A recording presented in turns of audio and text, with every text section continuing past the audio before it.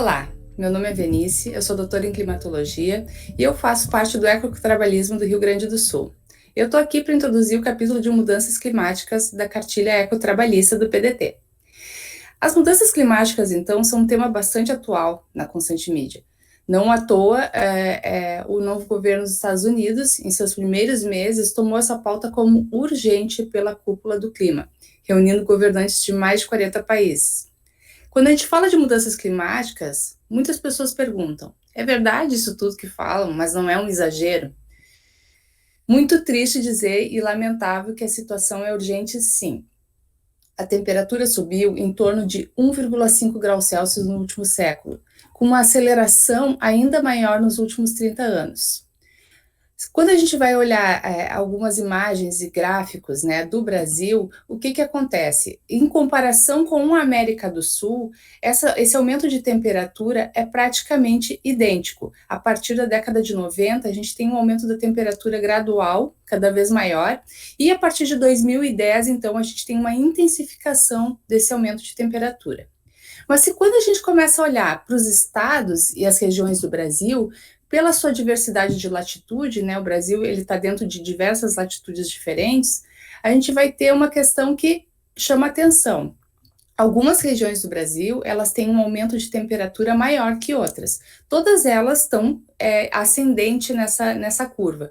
Porém, alguns locais, como os estados da região norte e da região centro-oeste, apresentam uma intensificação maior desse fenômeno. O que a gente pode falar sobre isso? Com certeza deve ter alguma relação muito grande com a liberação de grandes quantidades de dióxido de carbono na atmosfera devido às queimadas nessas regiões. Além de remover a vegetação, né, que é responsável pela absorção de CO2, a gente também tem, na ausência de uma maior quantidade de vegetação, uma diminuição na absorção do calor, porque a vegetação ela é muito competente em refletir o calor para a atmosfera. O gradativo aumento da emissão de dióxido de carbono após o advento das máquinas de vapor não vai ser uma coincidência. O dióxido de carbono, que tem sido liberado a partir da queima de combustíveis fósseis, sempre existiu na atmosfera, porém em uma concentração cada vez maior, principalmente com a aceleração da industrialização do século XX. Os combustíveis fósseis são um produto da decomposição e compressão de carcaças de animais e plantas, que com os milhares de anos que vão passando, vão sendo soterrados por diversas camadas de sedimentos e vão sendo comprimidos até se transformarem em carvão, óleo ou gás.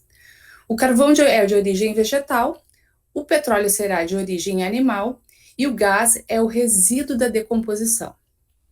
Todos eles vão ter uma constituição, na sua constituição também, hidrogênio, carbono, nitrogênio, enxofre, oxigênio, e o petróleo, além disso, também vai ter na sua constituição alguns minerais.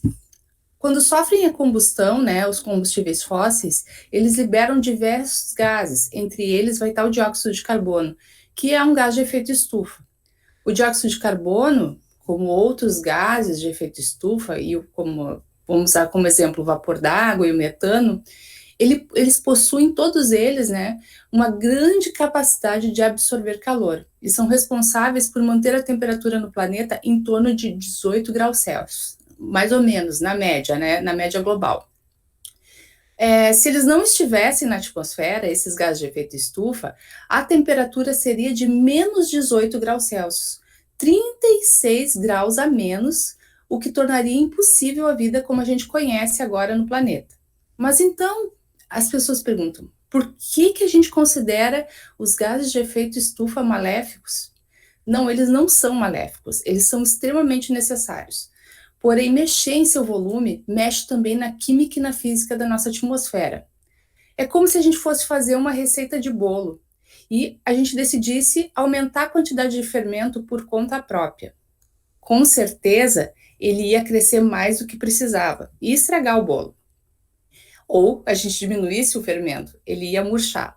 Então, os gases de efeito estufa, na natureza, eles se concentram na quantidade perfeita para a gente ter o clima que a gente tem. Quanto maior a quantidade de gases de efeito estufa e de dióxido de carbono na atmosfera, mais aquecida vai ficando a atmosfera.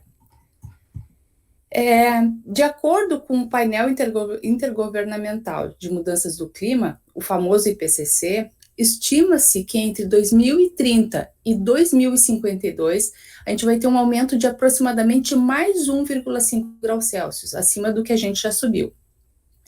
Dos quais, desses 1,5 graus Celsius, 1 grau é provocado pela humanidade. E ao contrário do que alguns negacionistas apontam, sobre a atividade solar ser a responsável por esse aumento da temperatura global, como a gente pode ver no gráfico, isso não é verdade, pois a temperatura tem aumentado enquanto a atividade solar tem diminuído. Cientistas reunidos na cúpula da ONU para mudanças climáticas afirmam que existe 95% de chances do homem ser o responsável por essas mudanças. Não à toa, a gente já entrou em uma nova era geológica, que depois de muita discussão é chamada de antropoceno, onde nosso planeta está agora respondendo pelo afastamento do homem pela natureza da década de 50, 60 e 70. Porque o homem parou de enxergar como parte da natureza, se enxergar como parte da natureza e se interessa só por depredá-la, por destruí-la e usufruir dos recursos naturais que ela tem para oferecer. Dos impactos, além das mudanças nos ecossistemas, a gente tem prejuízos também nos agronegócios, seja por eventos extremos de seca ou enxurrada, seja pela desadaptação de diversas espécies às regiões onde elas eram inicialmente cultivadas, pelas diferenças de temperatura e volume de precipitação. O derretimento das geleiras e liberação de icebergs gigantes das regiões polares também são um grande problema, porque elas contribuem para o aumento estático do nível do mar, que traz muitas consequências para a grande maioria de grandes cidades, né, que estão localizadas em áreas costeiras. Quando a gente pensa nas maiores cidades globais, elas estão localizadas em áreas costeiras. Outro problema, como a gente pode ver nas imagens, são os deslizamentos de falésias, que destroem comunidades inteiras, trazem refugiados climáticos de locais pobres e milionários também, não são só os pobres que pagam essa conta, nesse caso específico, bem como os incêndios, que cada dia estão mais frequentes em locais como a Califórnia, lar de milhares de pessoas, muitas delas vivendo em uma área muito rica em Hollywood.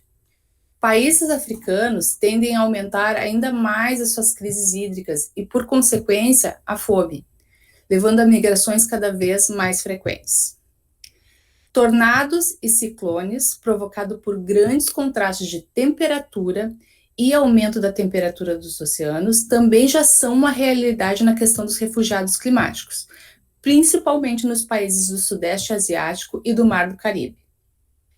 Aqui eu encerro então minha apresentação. Qualquer dúvida e questão pode me enviar por e-mail. Eu agradeço demais a atenção. Obrigada.